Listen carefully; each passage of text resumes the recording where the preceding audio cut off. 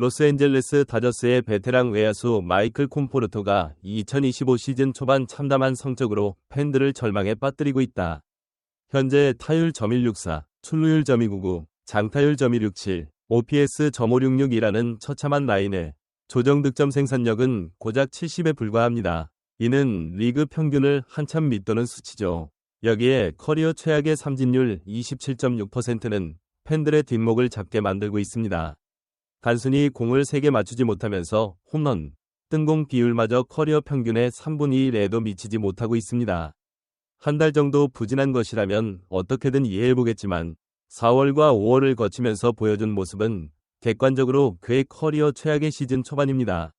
이제 32세, 야구선수로서 적지 않은 나이, 과연 그에게 반등이라는 것이 찾아올 수 있을지 합리적인 의심과 걱정이 팬들 사이에서 눈덩이처럼 불어나고 있는 상황입니다. 설상가상으로 낮은 기대치에도 불구하고 그는 중요한 상황에서 더욱 약한 모습을 보이고 있습니다. 낮은 중요도 상황에서는 WRC 플러스 85를 기록했지만 중간 중요도에서는 59, 그리고 가장 중요한 높은 중요도 상황에서는 경악스러운 23이라는 수치를 기록하고 있습니다.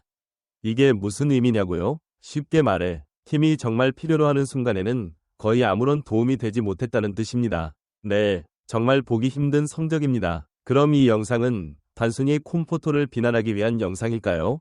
아닙니다. 하지만 저는 현재 팬들이 느끼는 그 감정, 그 실망감과 분노를 충분히 이해하고 공감합니다. 그 감정들은 지극히 타당합니다. 결과가 나아지기는커녕 오히려 악화되고 있으니까요. 지난 2024 시즌 콘포토는 다소 불운했다고 평가받았습니다. 그리고 바로 그 불운 속에서도 잠재력을 봤기 때문에 다저스가 그를 영입했고 테오스카 에르난데스처럼 부활하여 팀의 중요한 역할을 해줄 것이라는 기대를 걸었던 것이죠. 그리고 최근 그의 타구 관련 데이터는 바로 그 2024 시즌에 좋았던 모습, 아니 어쩌면 그 이상의 결과를 향해 나아가고 있음을 보여주고 있습니다. 그는 최근 들어 공을 더 많이 띄우고 있습니다. 땅볼보다는 뜬공을 생산하며 장타의 가능성을 높이고 있다는 의미죠. 또한 타구 속도 역시 눈에 띄게 증가하고 있습니다.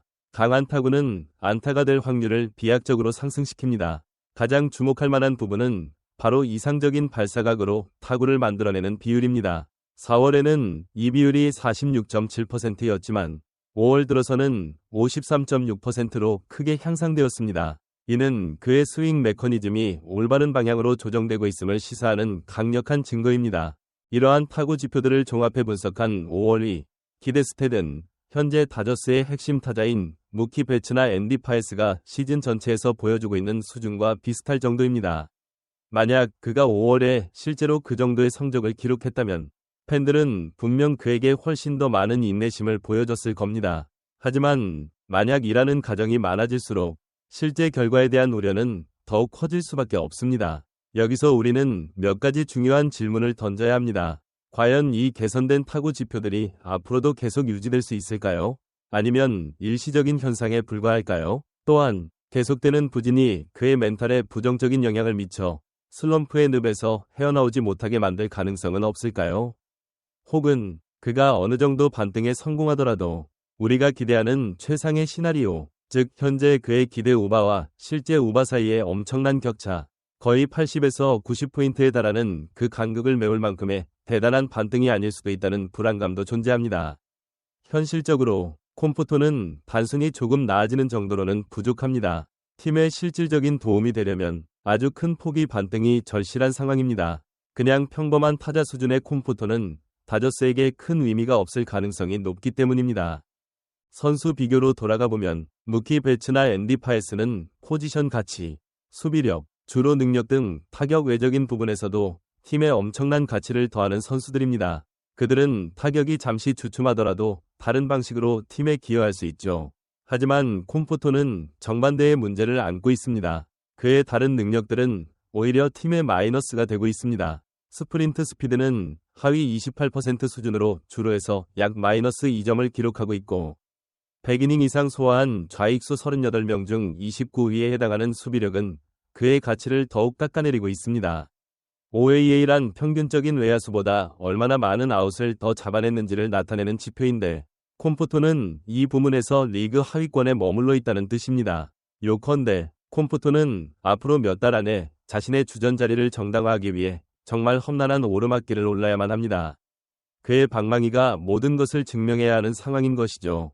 마이클 콤포토의 2025 시즌 남은 기간이 어떻게 흘러갈지에 대한 명확한 답을 여기서 찾으시려는 분들은 아마 실망하실 수도 있습니다. 이 영상의 목적은 예언이 아니니까요. 하지만 중요한 점은 그의 처참한 결과에 대한 팬들의 좌절감이 너무 커진 나머지 그가 아무런 노력도 하지 않고 정체되어 있다고 믿는 팬들이 많아졌다는 것입니다.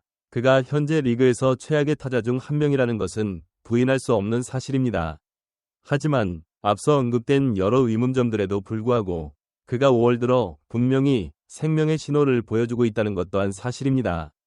어찌됐든 그의 계약 문제와는 별개로 이처럼 개선된 타구 지표들은 그가 앞으로도 계속해서 기회를 부여받을 가능성이 높은 이유가 될 것입니다.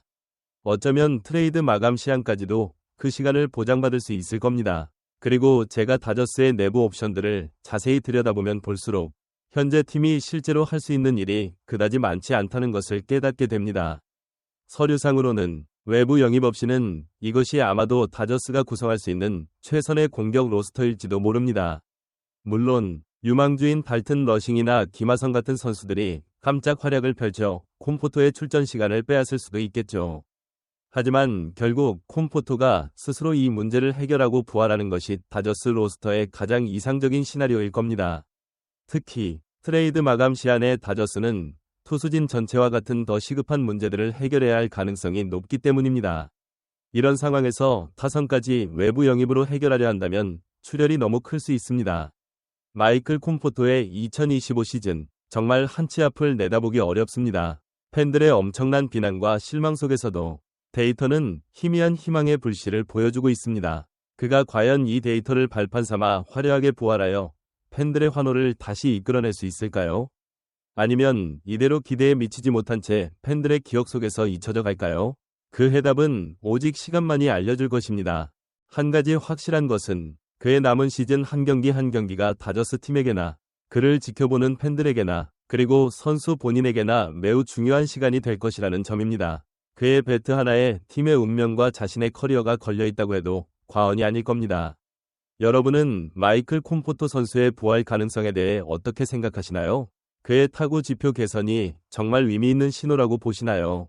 아니면 여전히 회의적이신가요? 오늘 영상이 마음에 드셨고 앞으로도 MLB 흥미진진한 소식과 깊이 있는 분석을 계속 받아보고 싶으시다면 저희 채널에 좋아요 버튼을 꼭 눌러주시고 구독과 알림 설정까지 잊지 말고 부탁드립니다. 여러분의 클릭 한 번, 댓글 하나가 저희에게는 더 좋은 스포츠 콘텐츠를 만드는데 정말 큰 힘과 격려가 됩니다. 지금까지 시청해주셔서 대단히 감사합니다. 다음 영상에서 더욱 흥미로운 이야기로 다시 찾아뵙겠습니다.